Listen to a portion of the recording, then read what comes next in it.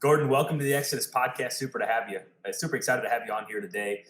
We were just chatting here a little bit, and you're part of the Whitetail Pioneer series, and I think it's very well deserved given your long history as almost a whitetail historian. Whether you believe, whether you realize it or not, now as time passes, on multiple facets, there you truly are a whitetail historian. And so, before we get into it, go ahead and introduce yourself for anyone who hasn't caught any of your work over the last however many years. Well, it's been pushing 40 years now. That's kind of frightening in and of itself. But my title currently is I am the editor emeritus of North American Whitetail. And that kind of just means I've been put out to pasture, but they still include me in the masthead of the magazine. So I continue to write the backtracking column, which is historical type short features. And that's mainly what I'm doing these days. I edited the magazine from like 1984. It had started only about a year and a half earlier, and I edited it from 1984 through into 2005. Then I switched over to TV for North American Whitetail Television, producing that for about 7-8 years, something like that. And then I moved back into the editor-in-chief role at North American Whitetail from 2013 until I retired in early 2021. So I've kind of been the head bottle washer and everything else, I guess, over the years, but mostly editing on the print side. Mm-hmm. And so North American Whitetail started in 1984. You started basically on the ground floor then, right? Or pretty close to it? Yeah, what happened, they put out one issue in the fall of 1982. And this is while I was still in Texas as a young freelance writer, had done some work for the same guys who had put out a number of the state hunting and fishing magazines here out of the Atlanta area. And they had wanted me to work for them, and I had done some work remotely. I guess I was one of the first remote workers in the media, but then after a couple of years, I moved to Georgia in summer of 1984. So that's coming up on the 40th anniversary here in about 3 months. And at that point, I was still working on their state magazines, and they were about a year and a half into North American Whitetail. At that point, they'd already come out with the story, The Hole in the Horn Buck, and it was really getting to be popular.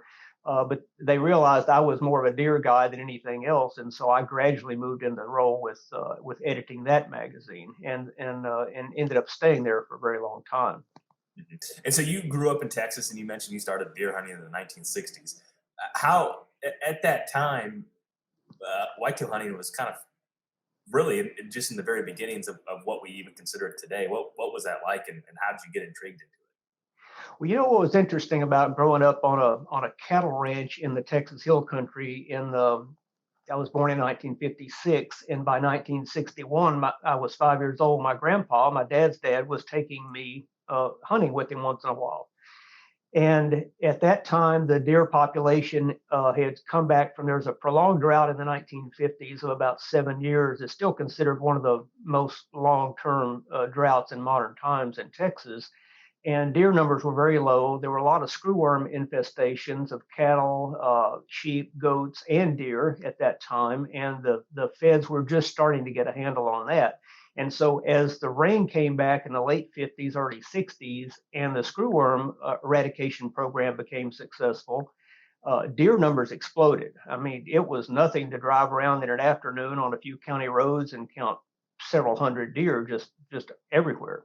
And of course, those deer are not very big, but there were plenty of them. And there still are today, maybe not quite as many because people are starting to control the numbers better, and just better management in general. But back then, it was just like, if you grew up in that situation, you're like, well, hey, this is normal. Hey, you want to see a deer, you just look out the window of the house, there's a deer, or there's a turkey, or whatever. And growing up in that environment, it took me a while naturally leaving there and reading about other places. And it wasn't much on TV at that time, but American Sportsman later, and some things, the Fred Bear films and things of that nature, that you could see what hunting was like in other places. You could read the so-called big three national magazines and get some idea of what was quote deer hunting everywhere else. But for me, you tend to imprint on what you see as being normal. And so that was a harsh reality to grow up in that environment and then turn around and over the years start to go hunt other places, meet people from other places, see what was happening in other places, and just realize how special that really was back at that time and place.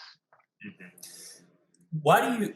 And you mentioned at that time, I'm sure there was a lot of people that were getting very infatuated with whitetail deer, and talk about the three big magazines, and obviously North American Whitetail curated only whitetail hunting content. Why do you think that whitetail hunting is so just widespread and arguably the most focused game species in North America, and maybe the most resources and effort, and just the most passionate hunters about that? Obviously, I'm biased about this because here we are talking about whitetails. So I don't know if that's true. You could talk to someone else that hunts something else and think differently, but that's my opinion. I'm projecting on everyone. I mean, to take it to a personal level, if you look around my house here, you'll find one. I think there's only one head in the entire house that's not a whitetail, and it's a fallow deer from Texas. A friend of mine that's also into whitetail hunting, he has fallow deer too. But so in some ways, I guess I'm kind of that guy that we put out the magazine for. Um, as odd as that sounds, now most people didn't grow up on a cattle ranch in Texas, but they do share. Millions of people share my infatuation with this animal, and you say, well, why is that? Part of it, frankly, is just accessibility. Uh, the average guy can go out, first day of bow season, pretty much in almost any state or province, and feel like he is in the game. I mean, he's hunting where there are white-tailed deer. He's not dreaming about or saving up his money for that once in a lifetime safari, central bearing ground caribou or something like that. He just can't walk out the door and shoot those. And so because of that, I think people become enamored, if you will, and connected to the animal that they know the best. And certainly for all of us, while we most days we're sitting in a tree, we don't feel like we know anything about deer because we're not Right. we're not covered up in deer, right? But compared to what we know about caribou or wildebeest or fill in the blank, we all are pretty knowledgeable about white-tailed deer, and it's just the exposure factor that has given us confidence, um, I think, to go out and apply what we know, and then over time we're more successful, and that's what we hunt because we're hunting around home. That's most people, and at some point we kind of get a confidence that, hey, I do know something about deer. I may have not shot the state record buck, I may not kill a big buck every year, but I'm a decent deer hunter. And we can't say that about most species because we simply don't have access to them. Yeah, that makes a lot of sense. And you were mentioning in 1982 about the hole in the horn buck, and I kind of feel that during that period, let's just say from 84 to even late 90s, or maybe just like even to 2002, I felt like that was lightning in a bottle for North American whitetail. Like just how everything transpired, and how, and I'm just my opinion once again too, of as it got more attention, some of these bucks that had been in literally the attic or the shadows for decades came to light, and North American Whitetail was able to share those stories. Do you think that played a big role into where we're at even today for whitetail? Well, I said, several years ago when I retired, I wrote an editorial saying I just happened to be the guy who was sitting on the surfboard as this wave started to form under me. And so I just stood up and I just rode it to the beach. And it took 30 something years, but over that time, that's kind of an analogy I think that many of us could identify with. We came along at the right time. Dr. James Kroll, he's called Dr. Deer by a lot of people, but he's a very good friend of mine, has been for since way back there. And we agree on this that we weren't smarter, we weren't any more skilled, we weren't whatever more than a generation before us, or certainly a generation after us, but we came along when everything lined up and the deer numbers were exploding. And about not early 1980s, even about the time North American whitetail started, you only had about 15 million deer whitetails in North America, which is to say the whole world. Within about 15 or 20 years after that, we had twice as many or close to it. and we had so many more people getting into it, and how much of that was due to North American Whitetail versus how much of it North American Whitetail just rode on those coattails. There, it's hard for me to know. I do feel like we pushed the needle forward somewhat in terms of recognition of these deer, the appreciation of these big deer, and the knowledge that, hey, they're not just a dream, they're not just luck. Once in a while, you can start to stack things in your favor in the right place, the right time, the right methods, and you have a better chance to kill one of these big deer. But even in the early 1980s, most guys, they didn't know Boone and Crockett from Adam and Eve. It's just like, well, I maybe heard of it, but I have no clue. And then within about 10, 15 years, everybody was throwing score around just like their kids' names almost. Yeah, yeah, that is crazy.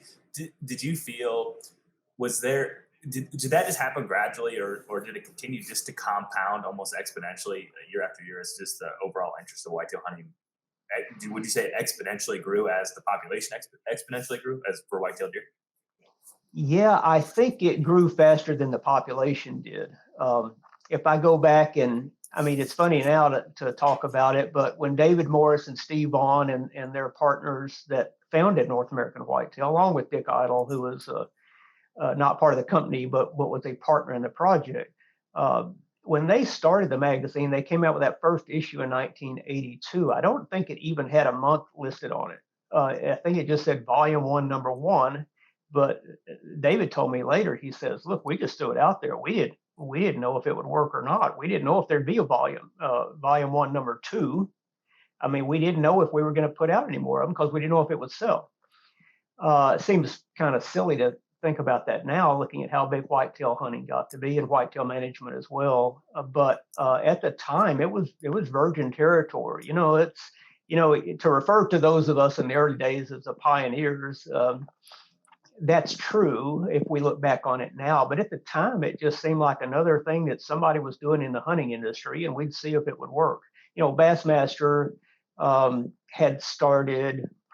Ray Scott had started that in the 70s. There was a precedent for thinking that maybe somebody could build a business model around a single species of game or fish. And whitetail being the biggest game out there, even if with half as many deer as we have now, it was still overwhelmingly the number one big game species as it is today. But it was not a given that it was going to work. Mm-hmm. Yeah, it's one of those things that's so weird to look back. I'm sure for you especially, because and to see how everything unfolded over the years of just to me, it's just my perception of this is just all of those deer, like the Jordan buck, for example. Like, when did that? Tell us a little bit of the history of the Jordan buck, because this is another common theme. Is almost every one of these, I shouldn't say everyone, but a lot of these particular quote unquote legendary whitetails have some form of controversy tied to them. Yeah. Why do you think that is? And I kind of wanted to hear like the evolution of the Jordan buck, of how that kind of came to light after it was shot in the early 1900s. Well, we can go back on the Jordan buck to November 20th, I guess, would be the first reference to it, of 1914. So this is back in the day, right? And wasn't the first giant buck that has come to light in terms of date of kill. It wasn't the earliest. We now know of some older ones, but at the time, it not only was a really, really old one when it came to light in the 1960s finally, but it was also the biggest one in terms of score, typical score, 206 and 1/8 net. And just a monster, super massive 10-pointer, obviously, still a legend. And that deer ended up being lost. Jim Jordan ended up shooting it right near Danbury, Wisconsin, turned right back around, and a guy said, hey, a guy named George Van Kessel, a local taxidermist, says, I'll mount it for $5. Well, $5 then was, not really pocket change like it is now, but James says, yeah, I'll do that. So he never saw the deer again, literally for 50 years. The guy moved, he went to Florida. Jordan couldn't find the deer. Come to find out, it showed up in a yard sale, sold for $3, not very far from where James ended up living his whole life. He passed away, I think, in 1986 or something like that, late 70s, somewhere back in there. He ended up finally getting credit for the deer as his kill. But as it turned Was it out, after he passed away? yeah, he'd been dead about 2 months at that point, and he lived way into his 80s, and he was a young guy when he killed the deer. So his whole life, he kind of knew this monster buck. He didn't know score, didn't know anything like that, but he just knew he'd shot this monster buck. Couldn't find it again. Finally turns up. I believe it's a cousin of his that ends up buying it at this garage sale. It's just or yard sale. It's just the weirdest story. And so he did get to hold the rack. There's an old photo of him holding up the skull. He knew it was his deer. But B and C, it took them a while to sort it all out. And by the time they were able to, he had passed away. So that deer in and of itself, even if that deer scored 130 instead of 206, you'd still say, well, gee, that's a bittersweet, sad story about an old deer hunter that lost his biggest buck. But when it's a world record, and clearly a world record, and in effect was until Milo Hansen shot his in 1993, that's a 79-year run of being the biggest known typical on Earth.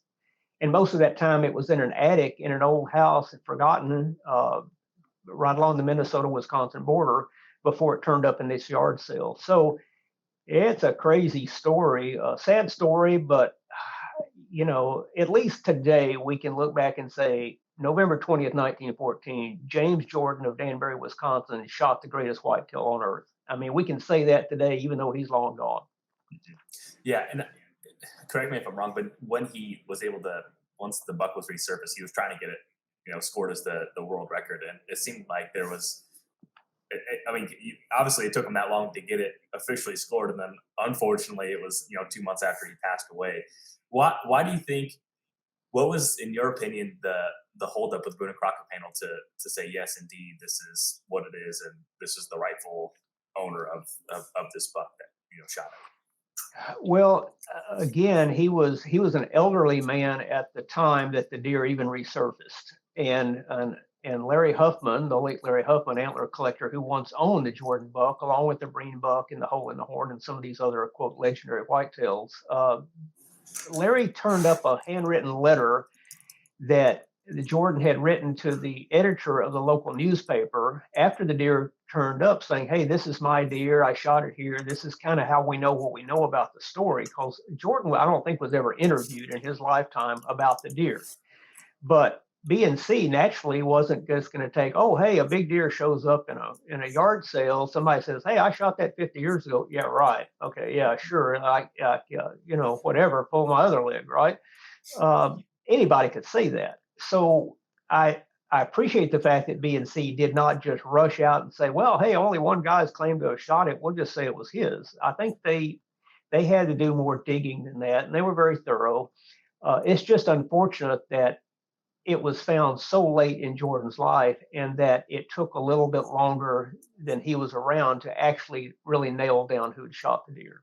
It's just, quote, bad luck. If you can call shooting a 206 typical bad luck, I guess you would say Jordan was unlucky. Yeah, that's interesting, and it's just like a lot of these bucks that have been cemented into whitetail history. Almost all have some sort of nuance story. Like even like what's your general thoughts on like the Johnny King buck? Of like, there's just so many of these like what if type bucks, and obviously that common base of just what if, and Yeah. and that seems to be a theme that is getting even more attention. Even this past year with some of the bucks that were shot on. There was the giant shot in Ohio, and there was some common base controversy there. Do you like? What's your opinion on that? Because we're as a whitetail nut, you look at that like, man, that's an incredible whitetail. You can't take anything away from it. But then you look at some of the scoring methods, and apparently you can take some things away from it. And I understand that procedure, or like they're there to make sure a certain standard is held, but I think as the overall community, as they look at some of these, they're scratching their head. I really do think that. Yeah, here's the tricky part about all of it. What we think of a deer has no effect on what the deer is. I mean, bone is bone.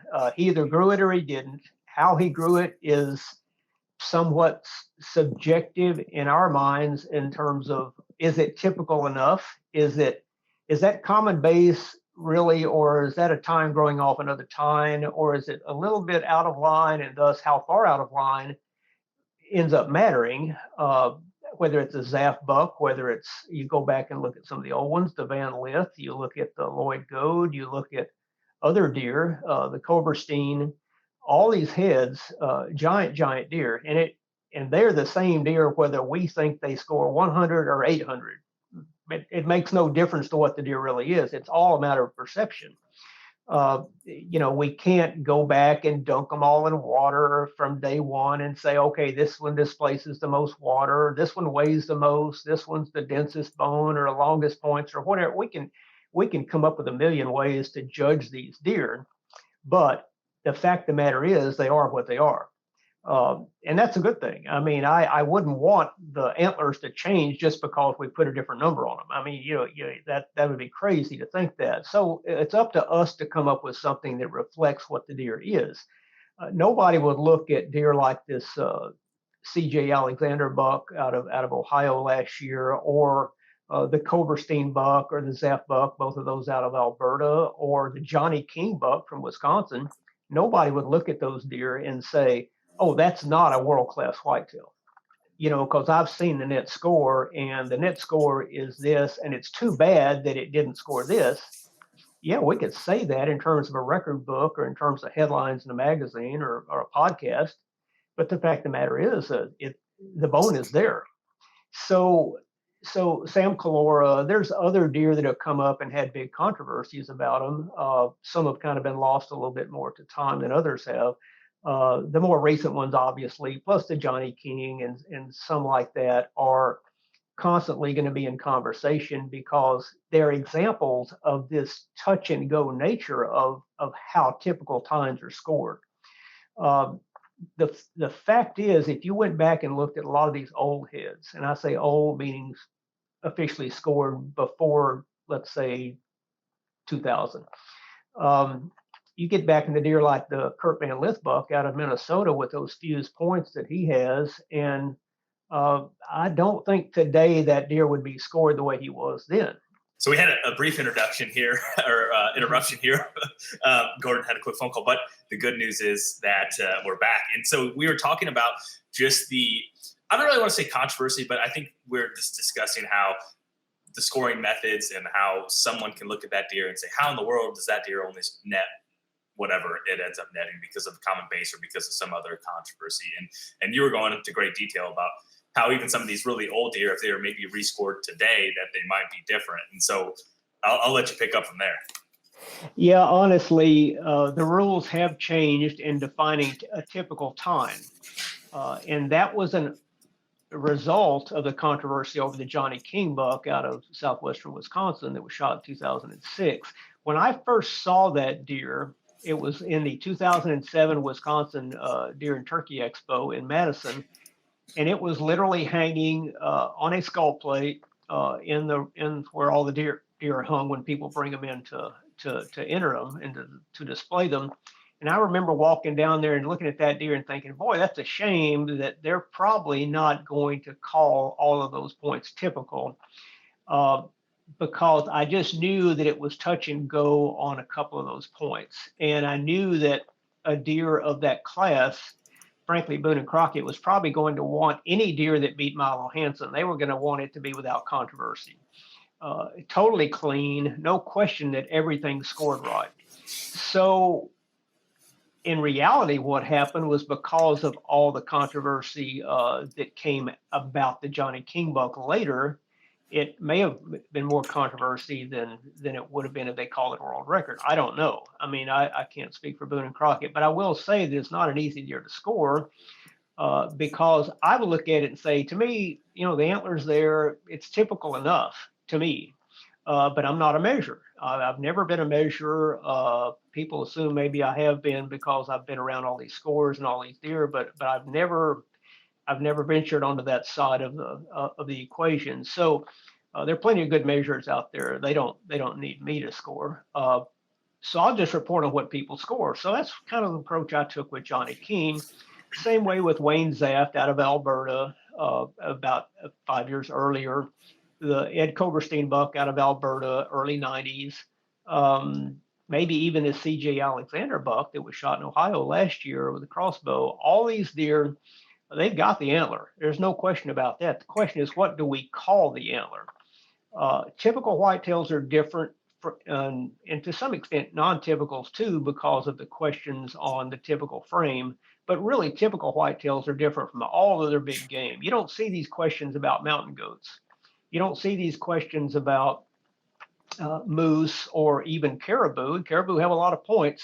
They go in every direction, but you don't see these big controversies about that. Part of that is because fewer people care about caribou, moose, or mountain goat, and it's not in the mainstream discussion of the hunting community.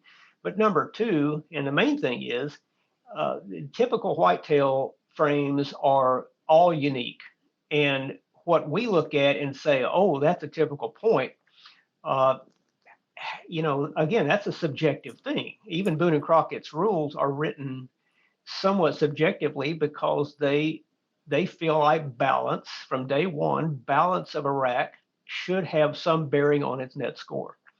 If it were not for that, if we were just totaling inches, then and everything was gross, then oh yeah, okay, well yeah, an inch is it's either there or it's not. Doesn't matter how it grew, it's there. But the Kurt Van Lith buck with fuse points out of Minnesota, 1986, that deer, at the time was tied for, I believe, number two in Pope and Young. Today, I don't believe that deer would may even make Boone and Crockett at 170. And yet he scored it over 197 because those were both considered to be typical points that were fused together.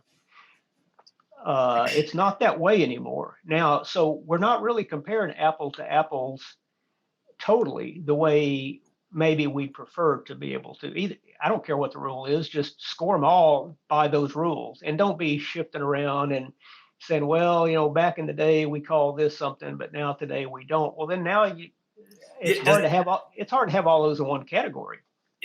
Yeah, and it almost seems a little unfair to where we're at today. If that is the case in the past, and yeah, that's really fascinating. And so, do you think that obviously net typical record for a whitetail is kind of the crown jewel of the sport? And do you think that, number one, do you think this is the question I had? Do you think that, I'm sure over the years you've heard all sorts of crazy stories about so and so that shot this giant deer that they're never going to score because they don't want the attention or this, that, the other. Do you think that there really has been a new world record typical that has been shot since 1993 that has not come forward? Your gut feeling? My gut feeling is no, by the strict definition of today's rules. Again, so which accounts for obviously the Johnny King buck. And if a deer has never been officially measured, he honestly just remains a rumor in my mind. And if I've not had him in my hands, if I've had a deer in my hands that never got scored, to be one thing, I'd say, man, I was there, I know. But I'm just unaware of any deer that I know was bigger than Hansen that has never been scored or never been entered. That I have a gut feeling is 100% legit. I mean, because there's a lot of big deer in the world. There's more big deer today than there ever have been. Better management, more selective hunters, trail cameras, all these things, deer food, feeds, food plots, all these things have led to a higher percentage of giants today than we've ever had in whitetail history, I believe, in what we can call modern whitetail history anyway, 100, 150 years. So to me, yeah, it's possible. Sure, anything's possible, but I just don't know. I mean, I'm not saying they haven't lived.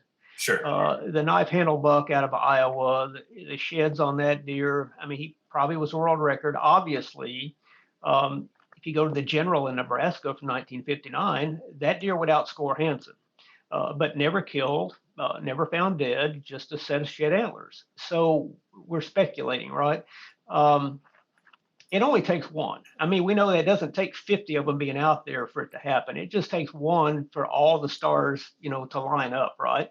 And you still have to get him killed or found or hit by a car or something that puts him in human possession to be documented. And so who knows what's living out there right now in northern Alberta that we'll never know about. We just simply won't know. So I think it's always possible that there's something out there. I just wrote an article for the spring issue, the special habitat issue, North American Whitetail. It just came out. I looked at all the deer that we could document, uh, whether it was sheds or whether it was an actual rack, that I feel like, okay, we can say for sure this deer's gross typical score was bigger than Milo Hansen's net, which is to say 213 and 6/8 or higher. There were about 70 of those deer all time.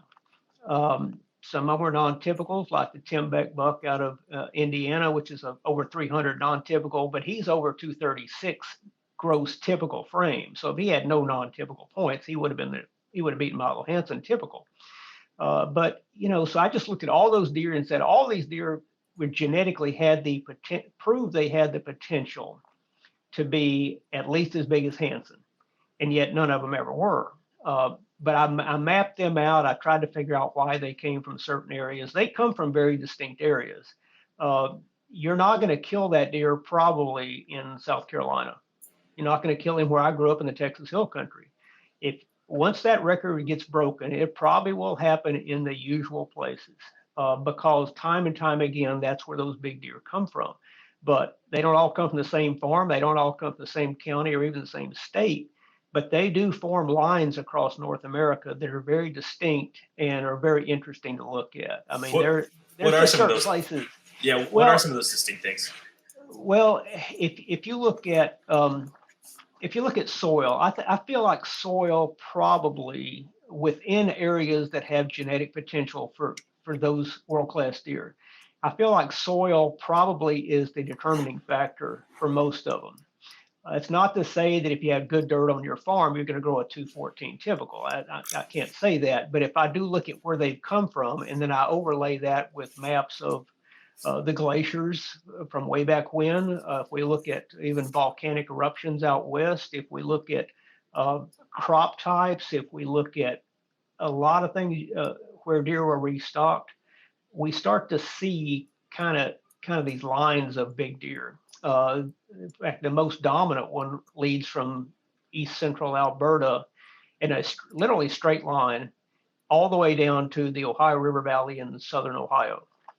And along that line, you would find the Hansen buck, you'd find the Breen buck, the Jordan, even the Johnny King, the C.J. Alexander buck, the Tim Beck buck, the Indiana Legend. Time and time and time again, tons of these big deer are found within 75 miles, one way or the other, of those lines. And that's a pretty small area when you compare it to all of the whitetail range. And so whether you're trying to manage for big deer and mimic those conditions, or you're trying to say, hey, where do I want to go hunt? I want to kill a world record. You better go where that kind of deer has come from before, because they are just not randomly located. Mm-hmm. That's fascinating. Yeah, that's pretty crazy to think that line there. So is it like a tilted, I don't even know where Alberta's at. I'm embarrassed to say that. Does it go southeast on an angle, kind of straight line? Yeah, it really does. It's about 1,800 miles long. I kind of started my line around Athabasca, which is northeast of, kind of north of Edmonton, if you know where that is. And so this is the edge of the big bush to the north, right? Kind of where the farmland meets the big bush. And that, of course, contributes as well, because those deer are not only genetically superior and have good food available to them, probably better than they did 100 years ago, but they've also still got places to hide. And so, but even 50 or 80 years ago, big deer were being killed along those lines. And so if we just look at that one line and say that accounts for a huge percentage of the biggest deer that ever lived in terms of the typical record. So I can't call that coincidence. Yeah, a buck like the General in central Nebraska, that deer is an outlier because nothing else around him was that big. However, he also lived in the #1 alfalfa county in the whole state of Nebraska. And, irrigated alfalfa is pretty good deer food. And so a deer like that could show up. I mean, a giant can show up anywhere. But if you want to play the odds, you're going to go to where they've come from before. They're just, if you want to go catch a 15-pound bass, you could try to keep going to your farm pond if you've never caught an 8-pounder. But the chances are you're going to be better off going to Florida or California or Texas to one of these power plant lakes that they stock special bass to start with, and they've had a history of catching really big bass over 15 pounds. I mean, that's likely where it's going to happen. Otherwise, we wouldn't chase the hot spots at all. We just say, well, one of these days, somebody around here might kill the world record. Yeah, that could happen, but man, the odds are not in your favor. Yeah. And talking about the just random leads, I'm sure you got over the years, and kind of a random lead in reality was the Hansen buck. Walk through that of hearing about it, hopping on a plane, and going and seeing this. I mean, we're talking about it still today, and it's still the world record. And based on what you're saying, it seems like it might get harder to break than what it might have been in the following year or a couple of years after. Yeah, it's going to be hard to break. I told Milo at the Boone and Crockett banquet. We were having dinner at the Boone and Crockett banquet in Dallas in 1995. So this is 2 years after he shot the deer, and we were having dinner, and he'd already been given the score 213 5/8 and gotten his award and all that stuff. And I said, man, I said, I don't think it'll last 5 years. And Milo and I would both tell you that it's become more humorous over time, because obviously it's been a long time, over 30 years now, and it's still there. But he said, well, why not? He said it was a record. I broke a record that had been held for so long, and he said broke it by 7 inches, over 7 inches, and he said seems like it's going to be hard to break. I said, yeah, but there's so many more big deer now. Said just they're out there. I said, somebody's going to kill one, because we're starting to get trail cameras and food plots and much more selective hunting methods and crossbows and you name it. I mean, we're getting a lot more tools to cash in once the deer exist, okay, than there were even at the time Milo shot his deer, and certainly back in the Jordan days, right? So I just said, I don't know, I just think it's going to happen. Well, it hasn't happened. I don't expect it now to happen in my lifetime. I'm 68 years old. So once we got past that, over that short-term hump, I just kind of feel like, okay, well, good luck. I mean, we may literally never see it broken. And, so that's just what kind of deer it is, right? It's just so big, so clean, so perfect, if you will, in terms of being able to score by that system. So I look at it and say, okay, well, let me rewind back to when we heard about the deer. Now, we had chased these big rumors before. The Ed Koberstein buck in 1991. I had flown all the way from Atlanta to Calgary, and then taken a car, met a measurer, took a car up to Ed Koberstein's house, and this is 1991, just to see this rack that supposedly was going to break the Jordan buck's record. Okay. And they had plenty of antler to do it. He's a huge deer, but at the time we did not have this strict definition of what is a typical point, because the rule said the point has to come off the top of the main beam. Well, what is the top? Is that the top half? Is that the top X number of degrees off of center axis of, blah, blah, blah, get technical about it with geometry and all that. It didn't say. The measurer said, I'm willing to call that a typical point. And he had several points like that were off the top of the beam, did not grow off other points, but we didn't know if they were perfect enough to meet the qualifications or the definition of typical. So come to find out later, Boone and Crockett said no. Said, we're not going to call those points. We're not going to call him a 207 typical, which we might if we gave him all those points. We're going to say he's a 230-ish non-typical or a 180 something typical, which obviously wasn't still huge, still the same deer, but not a headline like it would have been if he is bigger than Jordan. Okay, so that's the precedent of 1991. So by 1993, everybody was just kind of on pins and needles. Hey, when is it going to happen?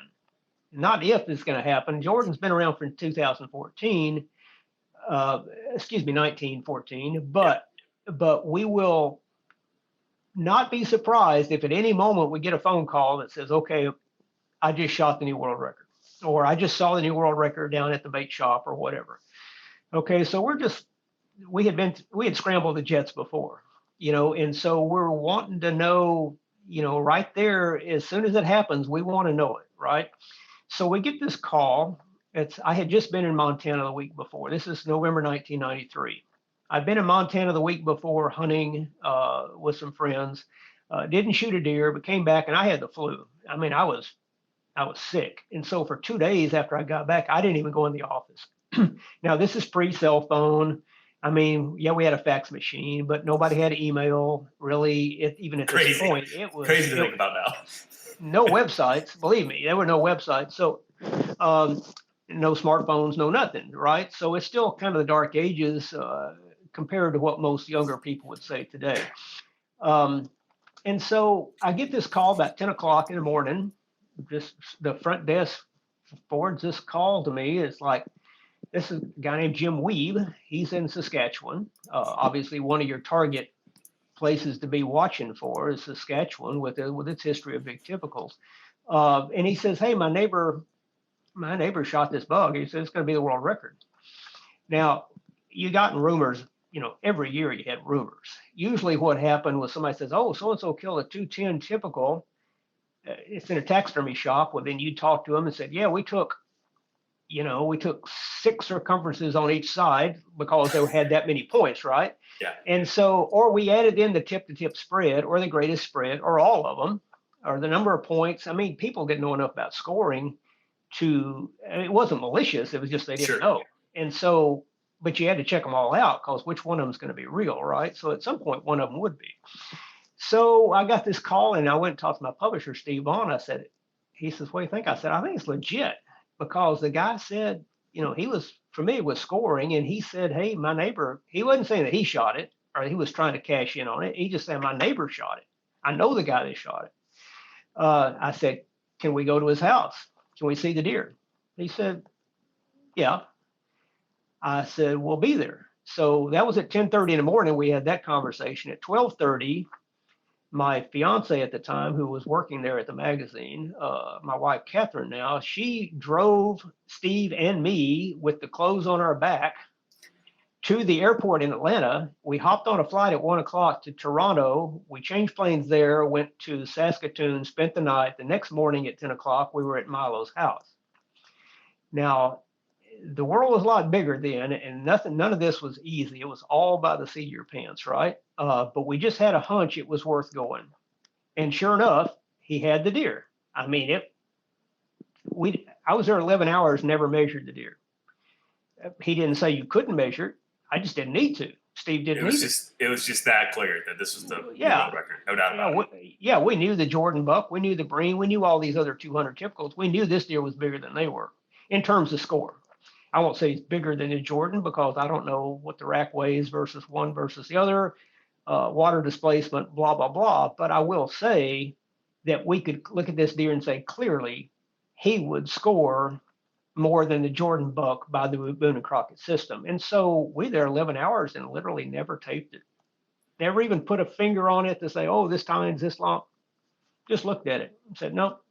How surreal was that? Because I can just imagine, you talked about going on some of these crazy wild goose chases, and then you show up and you're in a different country on literally just one lead of a phone call, no picture sent to you, and to go and see that. I can't imagine what it was like laying eyes on that deer for the first time. Like, it truly, this had to be insane.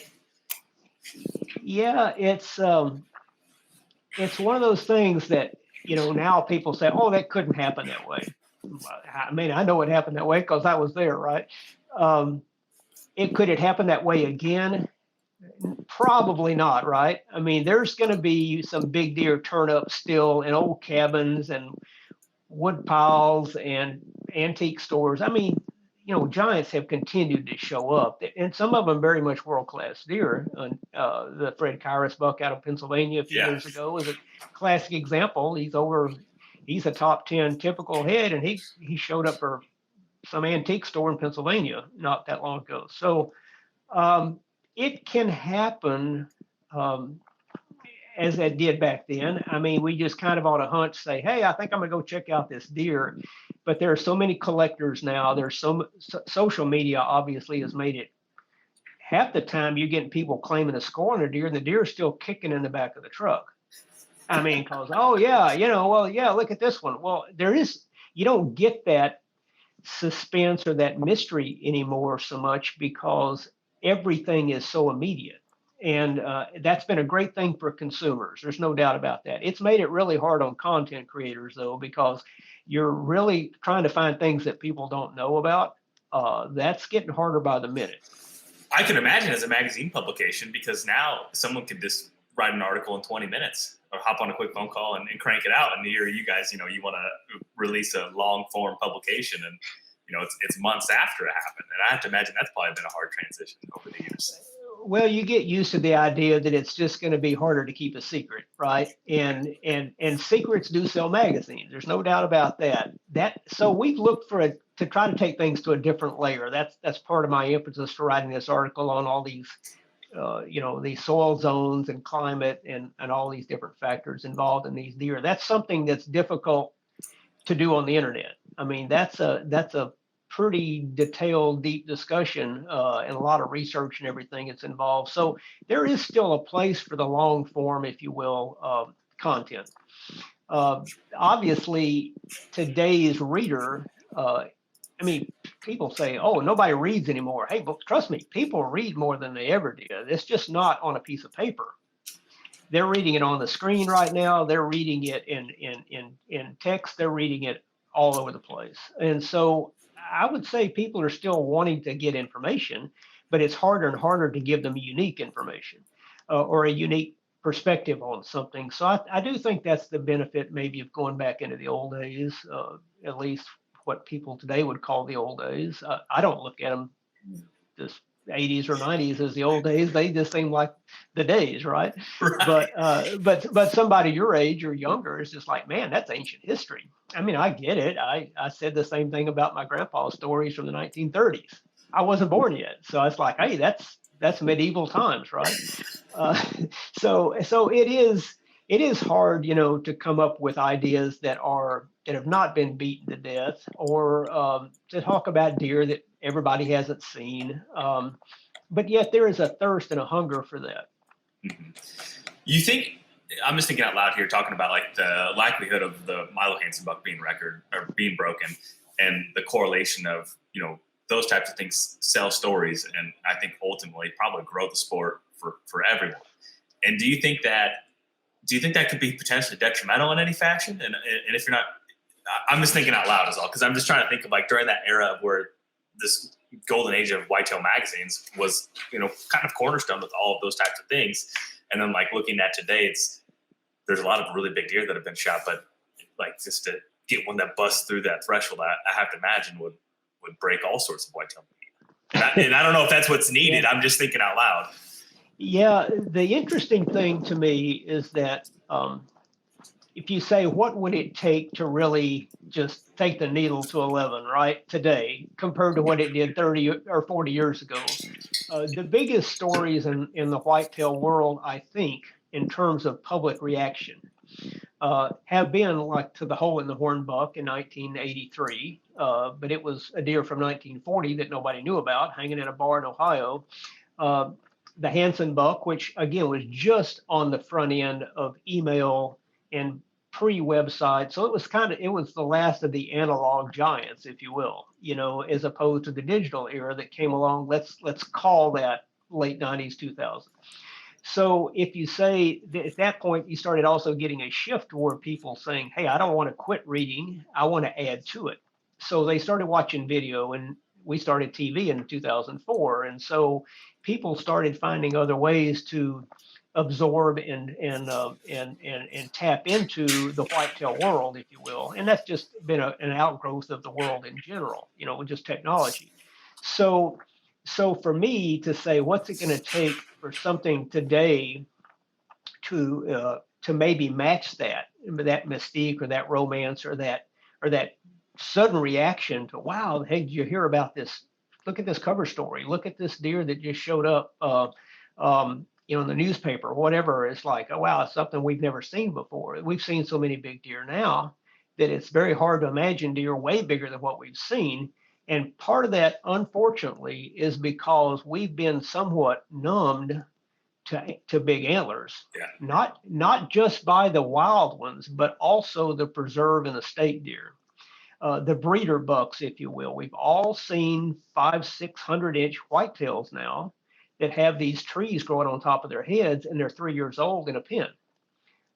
I'm not going to say, it's not my job to say that that's right or wrong. I'm just saying that once you know deer like that exist, it's like seeing a 30-pound bass in an aquarium, and then you going out and not being as excited anymore about a 5-pounder you catch. Whereas before you saw how big they get, you'd have been thrilled with your fish, right? Or you'd be thrilled with your 8-point buck. But now it's like, oh, he won't score 120. Oh, I'm not any good. I'm not one of the big boys. Hey, I've seen some 120s that were harder to kill than bigger deer were. I mean, so people lose track of what they get caught up in the excitement, if you will, of the numbers and the deer they see on TV or the one that so and so killed. But the fact of the matter is, big deer have always been hard to kill, and it doesn't always totally depend on their score. I mean, older deer are hard to kill in the wild, particularly under real world conditions. So for me, I get a little bit more excited about hearing about a 160 from a place that's beaten to death and killed on public land by a bow hunter. I get more excited about that deer than I do some of the much bigger deer that I see killed under much more controlled circumstances. So for me personally, I mean, if I just say what turns my crank, I want to know that it was a real hunt. I want to know that it was a real deer killed in a real way by a real hunter. And if I have that, then what it scores is what it scores. I mean, I appreciate the hunt, I appreciate the hunter, and I certainly appreciate the deer. Was there any bold predictions that you thought in your head, whether you voiced them or not, in let's say the early 90s or mid 90s, to what the whitetail sport would look like 30 years later?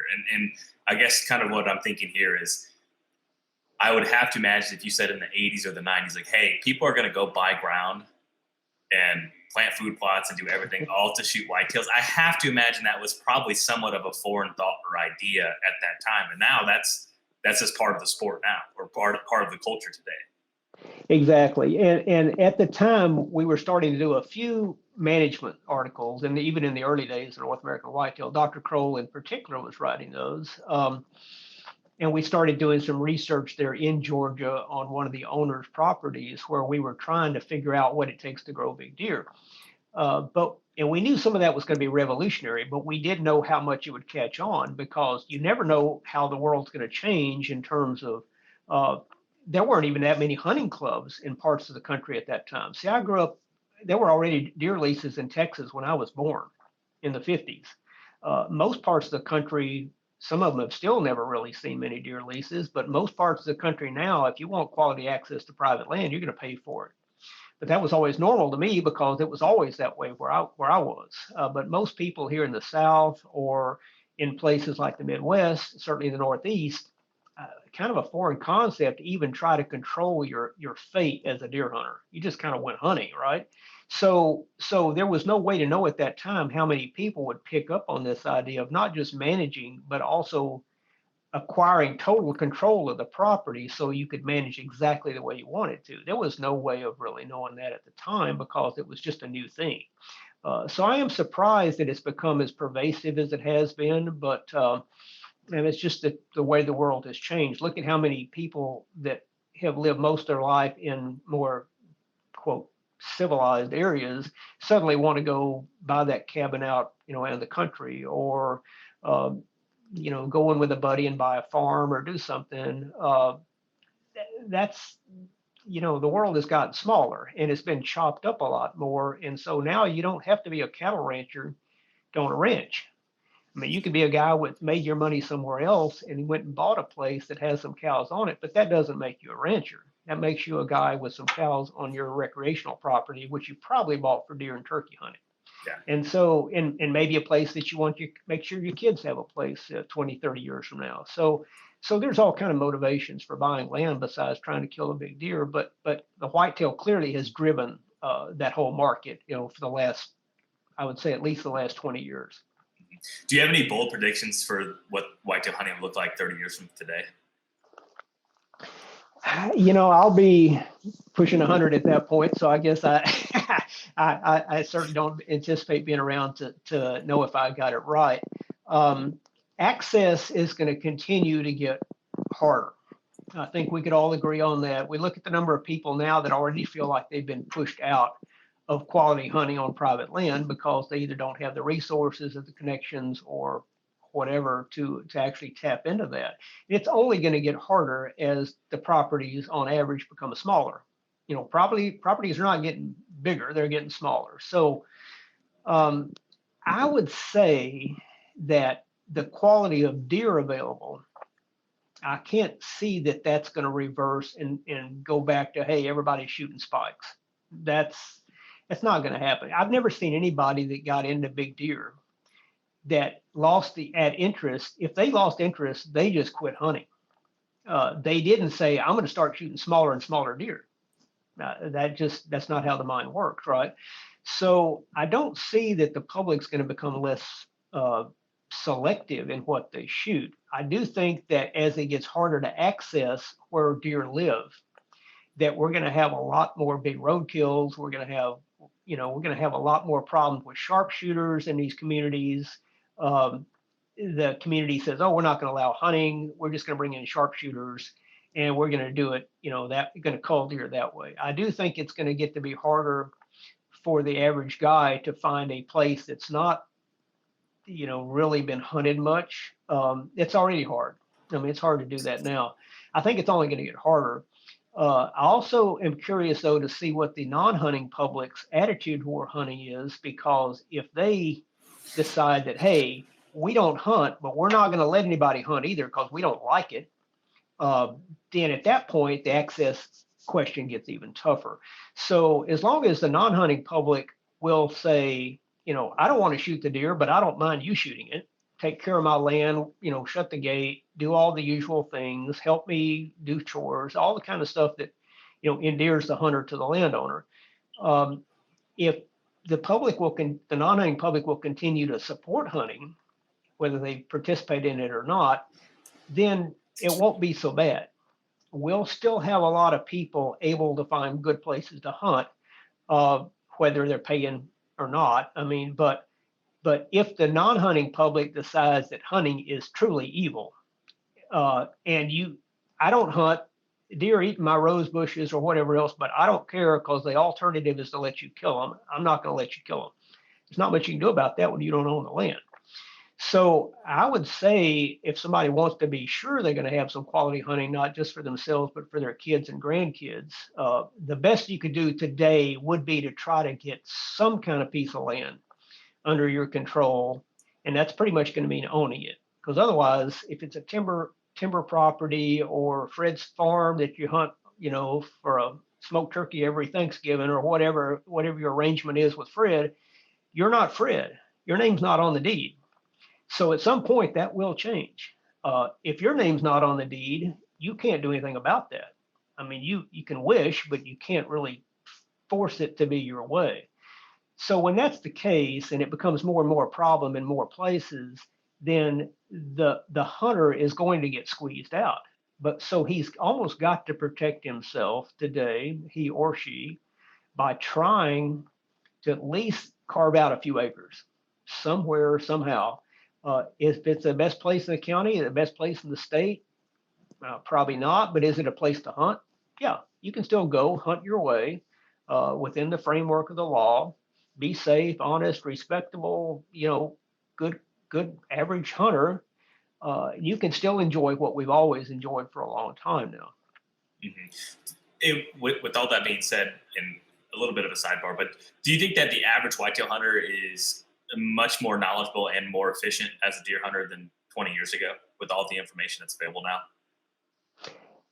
Probably no more wood skill, and what we used to call woodsmanship, back, because even when I was a kid, the old timers would say, people today, they don't know anything about deer. They don't know anything about the land. They just kind of go out there and sit in a box or whatever and just shoot a deer. They don't really, there's not, slipping around the backcountry, in moccasins with a spear, trying to sneak up on a deer. I mean, this is, even when I was a kid, we were a long way from that, right? But I will say that when the trail camera came along, everything about the game changed, and particularly trail cameras and baiting together. Those two things together We could throw in crossbows. We could throw in rangefinders. We could throw in the compound bow. Of course, we could on and on. I mean, all the things that made a difference cumulatively, all those things have made us more efficient. Have they made us better? I see that. Yeah. There's way more information available today. I mean, what I could learn if I'd never heard of a whitetail deer, and you said, okay, your homework assignment is to learn about deer hunting. In 30 minutes on the internet or on YouTube, I could learn more about deer hunting than I could learn in 5 years when I was a kid. Okay. Because all this information exists. It didn't even exist. There weren't any sanctuaries, staging areas, signposts. All those things came along, those terms anyway, came along since we started North American Whitetail. And so if you came along before then, it's like even that was a revelation. Well, now today you say my 4-year-old can tell you what a signpost rub is. Okay, he couldn't when I was a kid. And there was no such term.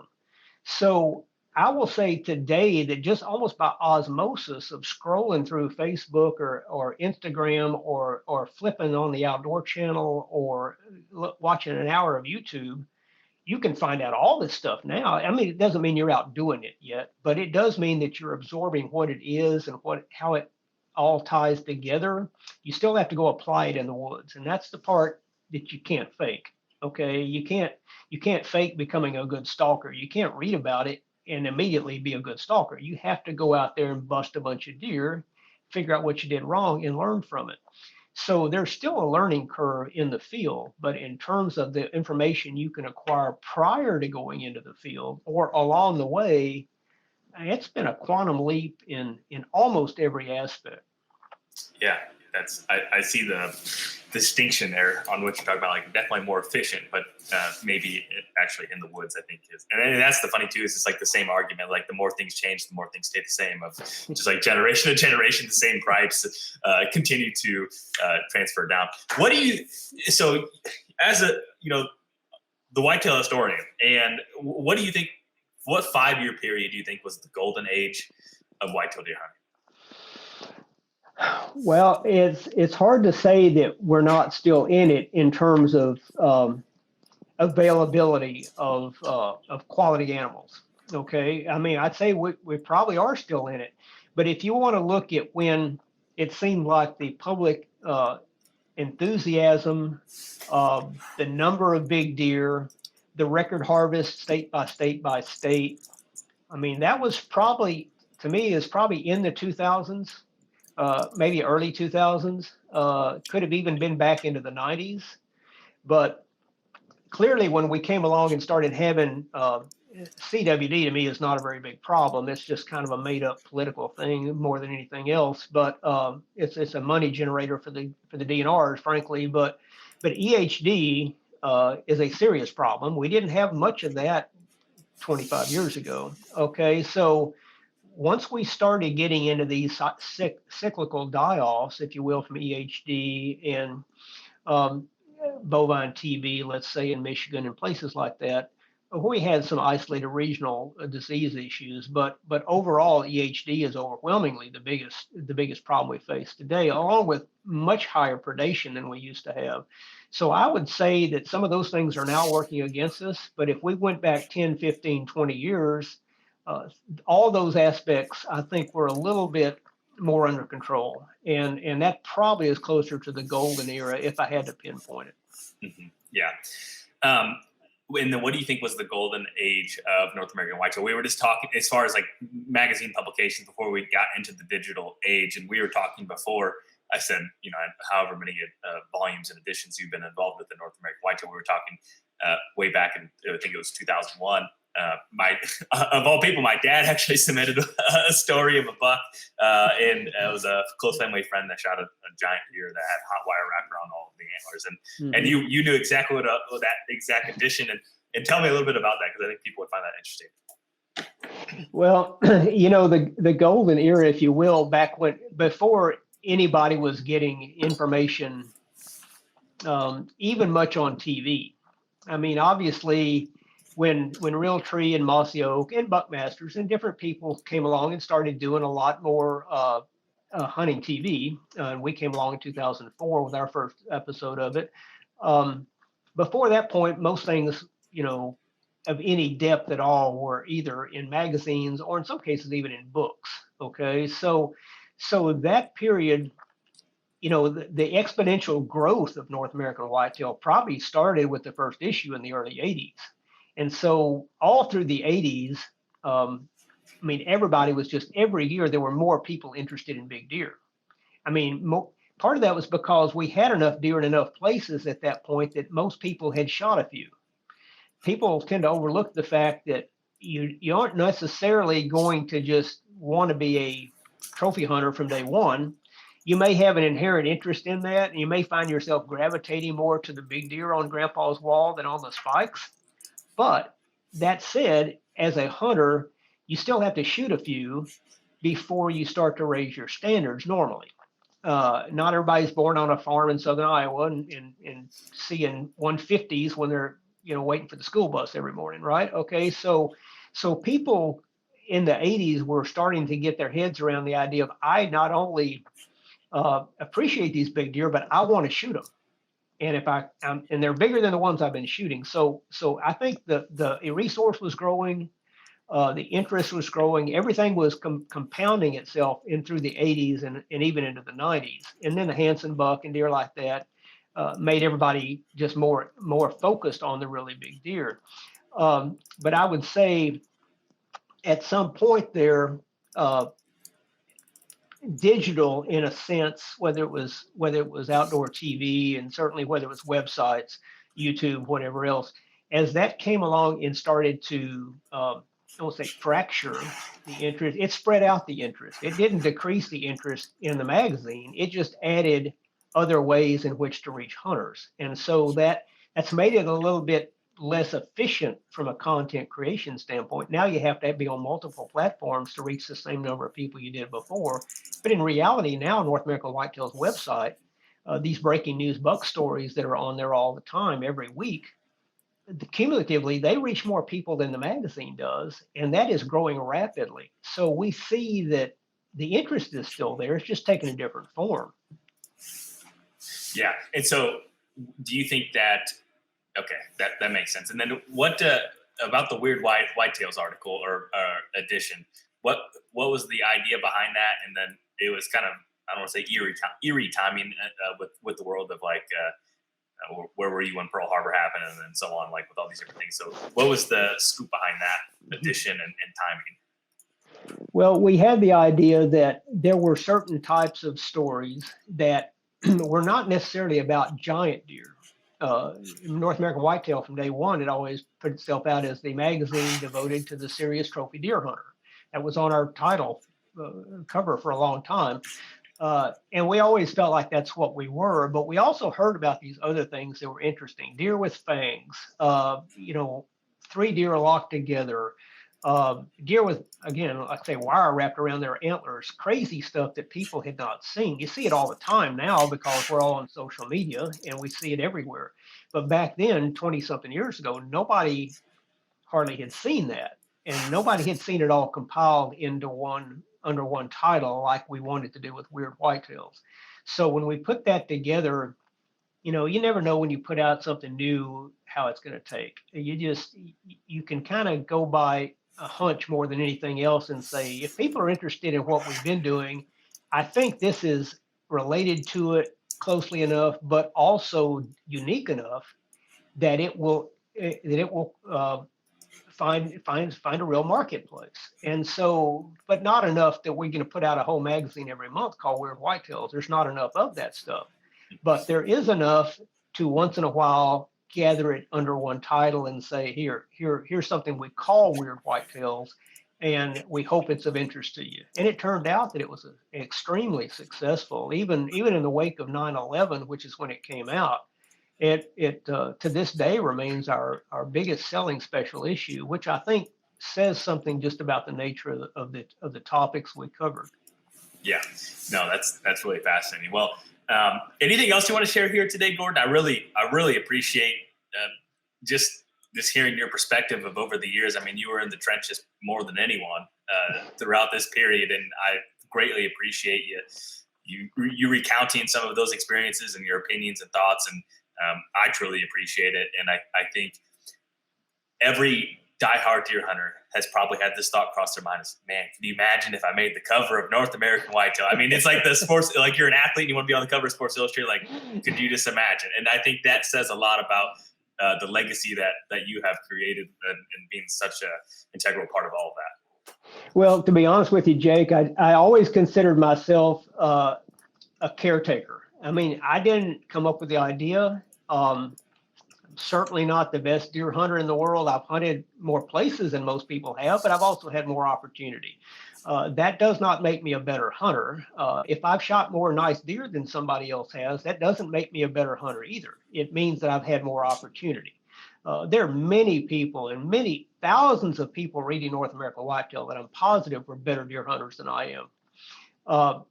Have you ever heard their names? No, they're just regular people that have a passion for whitetails and are good at it. Okay, but they're just regular guys. I think that's, to me, the most satisfying thing about it is that we didn't put out a magazine for the elite.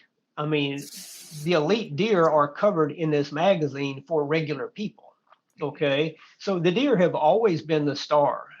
They've always been the center. It's never been, honestly, about any of us.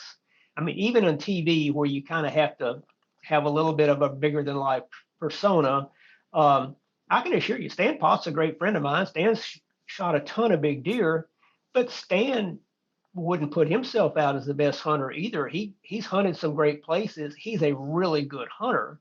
Dr. Kroll's a really good hunter. We've hunted together a lot, but none of them would say that they're the star. The star is the animal, okay? And what's special about all this and what ties it all together is this appreciation and fascination, if you will, and love for this one kind of animal that is at one time, it's so common that, people everywhere recognize it. Oh, they're eating in my garden. No, there's a deer in my garden. Okay, yeah. You're not going to say that about muskox. Okay, that's not happening.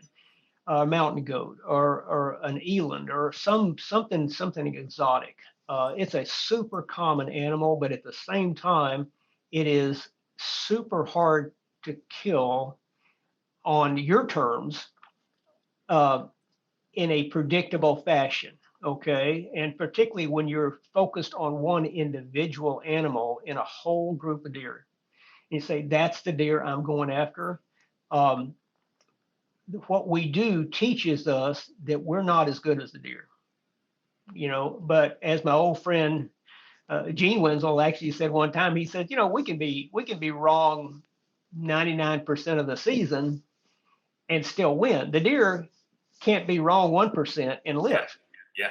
And that does drive it home. They adhere to a different standard of survival than we do. We don't kill a deer, we just go to the store and buy a hamburger. But if they don't figure out all the hunters in an area, they end up being the hamburger.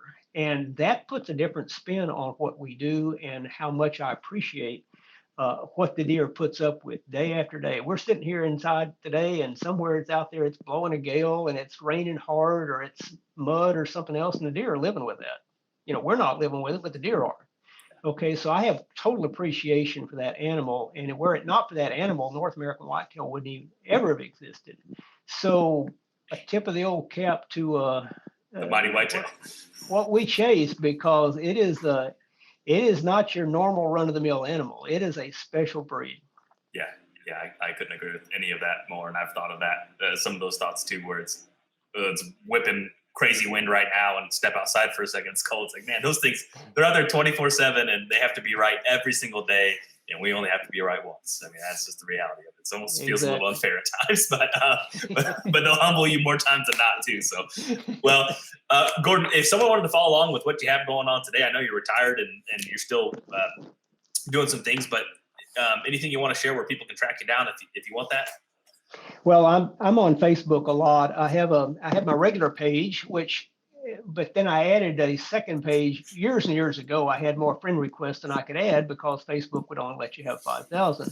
So I said, well, I've got to have some other page. So I made a quote fan page. Now that's kind of a joke because I don't consider myself that need any fans, but I made a fan page just so people could keep up with more of the deer stuff that I do. Yeah. So Gordon Whittington fan page is a pretty boring title, but that's really on Facebook. It's where I would invite people to go and follow there. As far as the magazine or anything like that, NorthAmericanWhitetail.com obviously has a lot of my articles on it. And that's probably a good place to do that. I'm on Instagram too, but I don't do very much there. I don't tweet. I don't do some of the things. I don't have a YouTube channel personally, but North American Whitetail has all these things, and so I would certainly direct someone to go there if they're interested in more.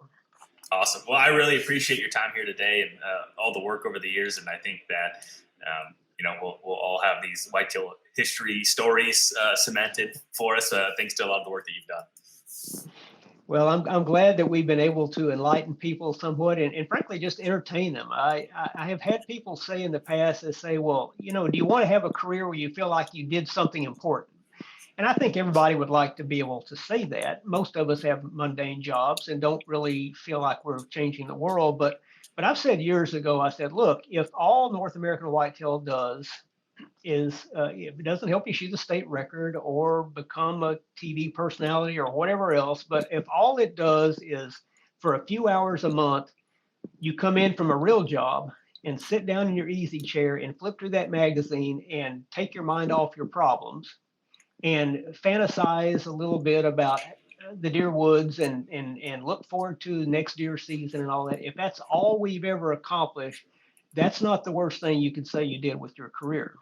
And so I'm proud of that. I kind of feel like we've hopefully been able to do that and expand people's horizons a little bit. And if that's the case, then we've certainly been successful. Awesome. Well, thank you so much. I'm glad to have done it, Jake. And anytime, guys, I know you're out there hunting sheds right now, so good luck with that. And hope you don't find too many deadheads because that's always a little bit depressing.